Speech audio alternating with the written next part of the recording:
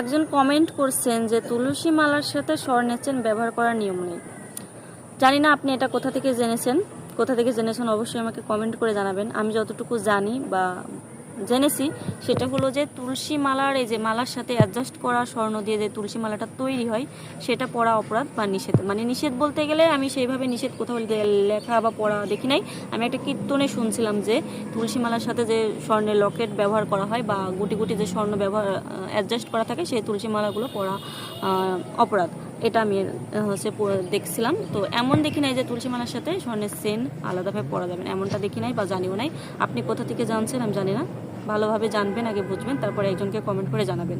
যাই হোক, আমি একদমই ভক্তি জীবনে না, ভক্তি জীবনে আসি, সংসার জীবনেই বেশি। তো আমি একজন সধবা স্ত্রী, সেই জায়গা থেকে আমার স্বর্ণ পরিধান করা কোনো নিষেধ নেই। স্বর্ণ হচ্ছে লক্ষ্মী, আর সধবা নারীদের স্বর্ণ পরিধান করাই নিয়ম, আমি যেটা জানি আর কি। স্বর্ণ পরিধান করলে শ্রী বৃদ্ধি হয় নারীদের। তো আমি এতটুকুই জানি।